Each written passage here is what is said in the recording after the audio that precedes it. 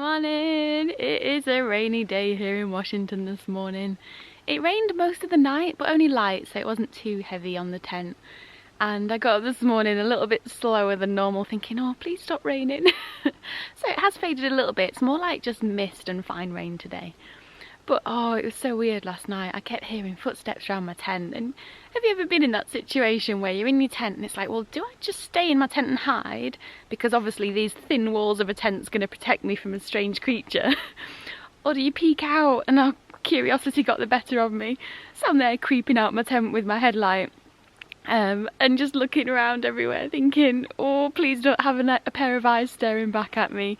And there wasn't anything, but unless I scared it away when I was opening the zip. But yeah, that was kind of weird last night, but otherwise I did sleep really well.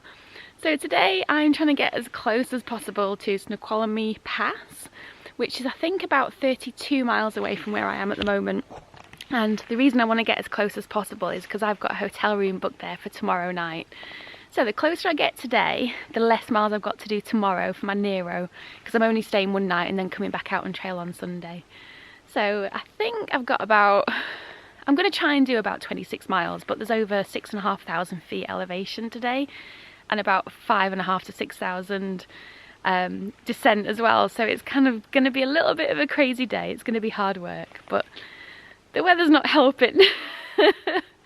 But you never know what I might see. I mean, yesterday I saw a coyote behind me. I saw elk in the morning. The day before that I saw 2 bears and had lunch with chipmunks. So who knows what the day is going to bring. We've got tree spaceships. They do look like little spaceships stuck to a tree.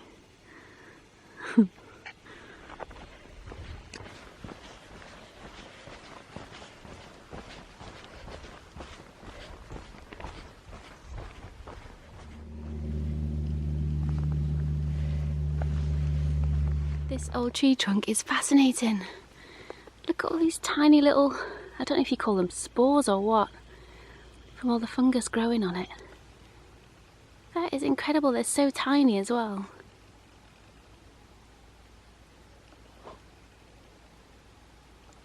That is crazy.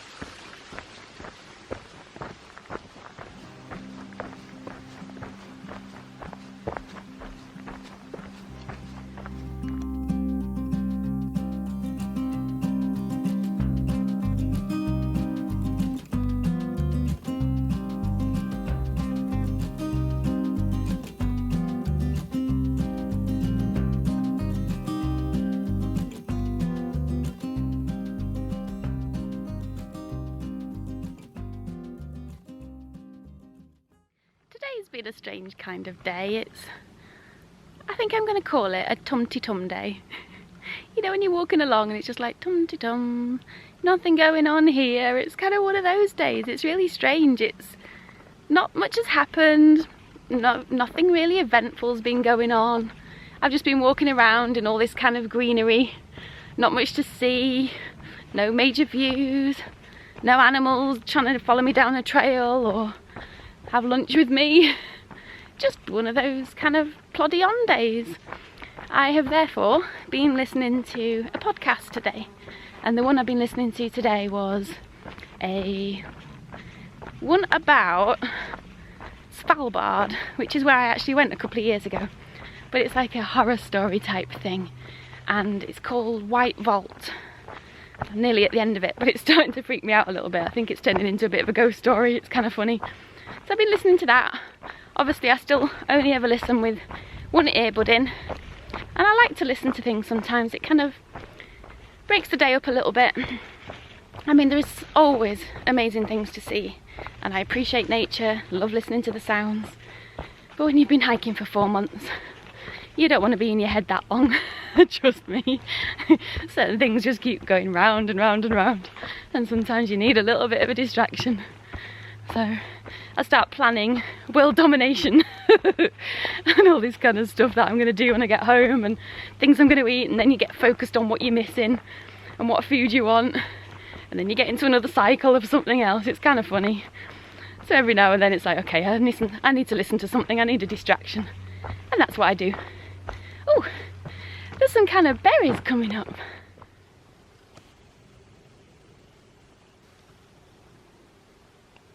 I think I've just seen wild strawberries. I'm sure that's what they were. They didn't look quite ready yet, and I wasn't 100% sure they were strawberries, so I'm not going to eat them. And plus the bears want them. I found out the other day the reason why there's so many bears is because all the berries are out and they love the berries. I don't want to eat the bears' food, that's kind of mean. So I'll leave them the berries. Sorry, I keep getting distracted by these weird little things. I don't know if they're fungus or mushrooms or what, but they're kind of cool. They always remind me of spaceships, and every single one of them looks so different. There was me saying that not much has happened today.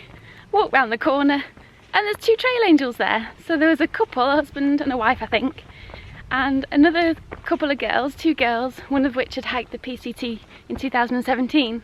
So I sat with them chatting to them for a little while. They were so sweet.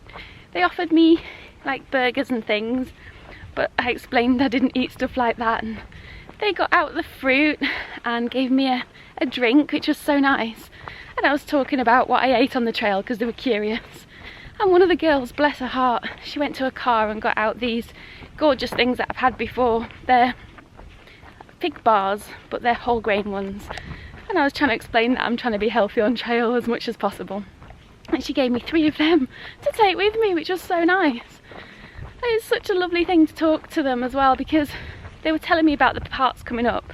I've had quite a few people doing a bit of fear mongering, telling me that the next few sections are really tough and people are falling, the trail's not maintained, it's dangerous, it's going to be hard work and all this kind of stuff. And I'm thinking, okay, maybe it's not going to be as good, but talking to them, they were telling me how rewarding it's going to be and how beautiful, and how the views are spectacular, and it's some of their favourite sections. And yeah, it's going to be hard work. Yes, it's going to be tough. But man, if I can hike through the Sierra section with broken ribs and go up and down passes and fall over sun cups, I'm sure I can climb a few hills and go through some weeds. That's my theory anyway. So I'm kind of looking forward to it now. So they've kind of enlightened me again about the beauties that are going to come up, because the funny thing is, before I came out here, I had a book and read about the PCT, about what's going to come up. And I have seen other people's videos a little bit in the past, not much, because you don't want to watch all of them because you don't want it to be spoilt. So I've always only ever watched a few really, not really got into them that much. I kind of like reading rather than watching things, which is a bit ironic, but I'm a bit of a reader. And I read the Southern California section and then started reading a bit of the Sierra section, but I have not read anything about Oregon or Washington at all. I know nothing about it. All I knew was that Oregon has got some great places where I can eat, and Washington had the Bridge of the Gods. That was it, that's all I knew. So every little step is going into something completely unexpected. And I kind of like it like that, because I'm not having any expectations. I mean, obviously I'm planning, I'm not being stupid, I know how many miles I need to do, I'm checking elevation, I'm checking water reports, things like that. But with regards to, for example, I got to Knife's Edge a couple of days ago, petrified. I didn't have a clue it was coming up, didn't know anything about it. Got on it and I was like, holy moly, what is this? And why am I here?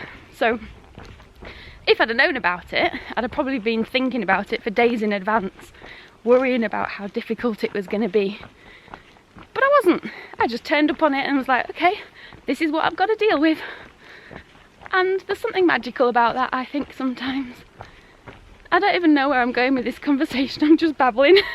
I don't know what I was talking about. It might come back to me. When we made the decision to flip up to Washington, it was kind of a rush job, so I actually had to do a whole kind of resupply strategy before I started at the Bridge of the Gods for the whole of Washington, because a lot of my options are quite limited up here due to all the different little towns that really don't have much options. So I've actually shipped myself quite a lot of resupply boxes, and I have gone down the route of pre-packaged meals, which I haven't done a lot of on trail. I've probably only had about 5 or 6 different types of backpacker meals, you know, the ones that you get that are freeze-dried that you just add hot water to. Sorry, there's a mosquito on the camera. Woo, get away. And I thought I would share some of them with you, because tonight I am trying one I have not even tried before, and it's a Patagonia one, and it's a Patagonia Provisions, and it's an organic green lentil soup. And this has actually got bulgur wheat in it with pre-cooked lentils, and it has got garlic and ginger, and it's a type of soup. So I'm going to try that tonight and let you know what I think. All you have to do for this one is add it to boiling water, 2 cups, and it says you can simmer it for 10 minutes or you can bring it to the boil for a minute and then cover it and leave it to stand for about 9 minutes. So obviously, to conserve fuel, I am going to put the lid on it and let it stand for 9 minutes and see what it tastes like.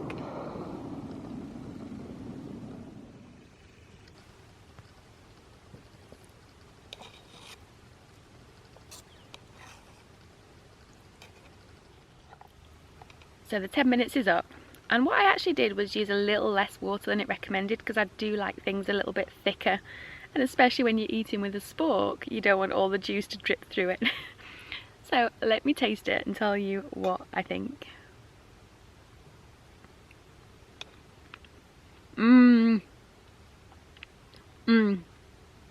That is very delicious.